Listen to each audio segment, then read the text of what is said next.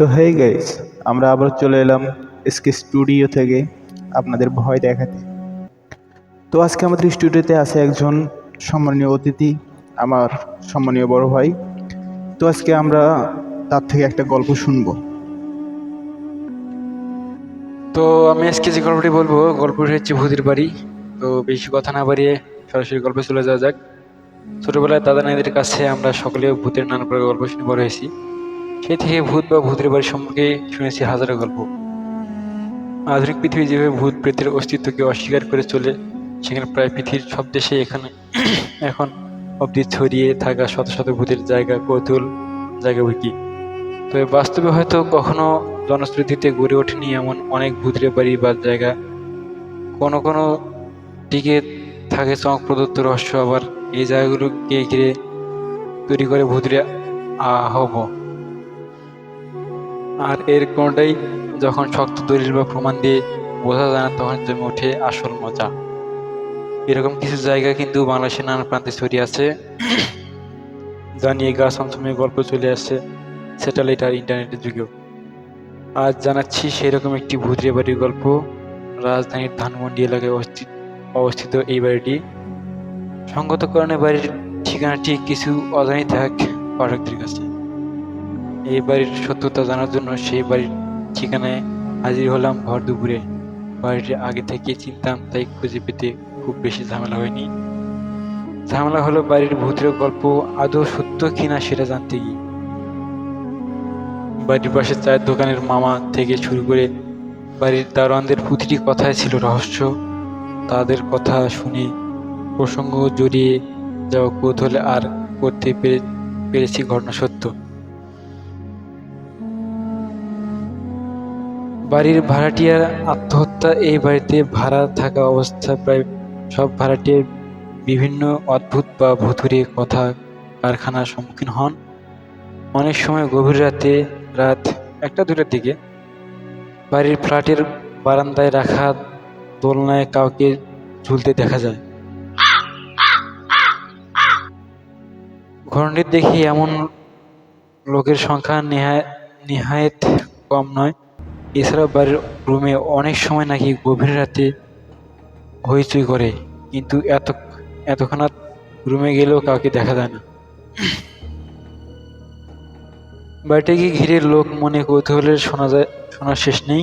শোনা যায় উক্ত বাড়িতে ভাড়া থাকায় যে ভাড়াটিয়া, তার ছোট মেয়ে প্রায় 11 বছর বয়সে গলায় ফাঁস দিয়ে নিজে ঘরে মারা যায়। মেয়েটির মানসিকভাবে অসুস্থ ছিল। এই আত্মহত্যার পর থেকেই এমন অদ্ভুত কার্যকলাপ শুরু হয়। অমাবস্যায় কালো কুকুর। প্রতি অমাবস্যার রাত 12টা থেকে 3টা পর্যন্ত একদল কুকুর দল বেঁধে বাসার সামনে রাস্তায় চক্কর দেয়। অনেকেই সেই কুকুরদের দলকে দেখতে পেয়েছেন। এটা আর নতুন কি, কিন্তু আশ্চর্যের ব্যাপার হলো তারা শুধুমাত্র অমাবস্যার রাতে উপস্থিত হয় এবং সারা মাসে তাদের আর দেখা যায় না। কয়েক যুবক মিলে একবার রাত করে তাদের দেখার জন্য প্রস্তুতি নেয়। তাদের মাঝে 2জন কুকুরের কামড়ে মারাত্মকভাবে আহত হয়। যুবকদের প্রায় সকলেই একটি রেডিও স্টেশনে স্বীকারোক্তি দেয় যে সেই সব কুকুরগুলো কালচে বর্ণের ছিল, কারণ অন্ধকারে তাদের স্পষ্ট দেখা যাচ্ছিল না। তারা একটি ছন্দ মিলিয়ে এক লাইনে হাঁটছিল এবং তাদের প্রত্যেক চোখ থেকে এক প্রকার নীল আভা বের হচ্ছিল।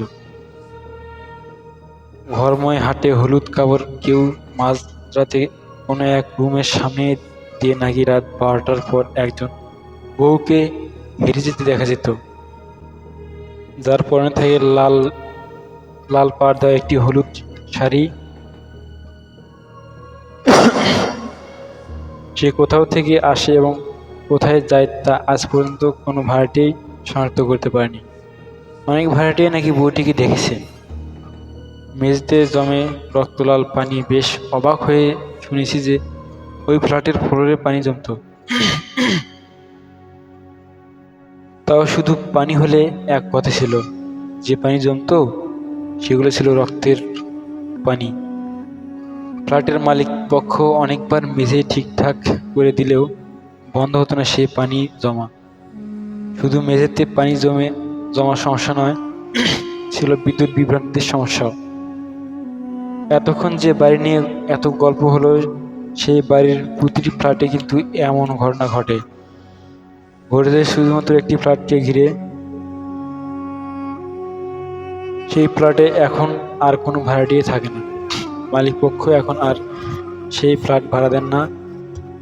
শেষে সেই বাড়ির দারোয়ানের একটি কথা দিয়ে শেষ করেছি, ভূত মানতে গেলে দেখা যাবে আপনার সাথে ভূত আছে। কথা শুনে মনে মনে হেসেছিলাম।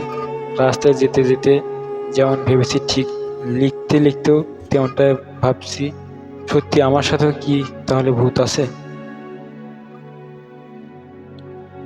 তো ধন্যবাদ ভাইয়াকে এত সুন্দর একটা গল্প বলার জন্য।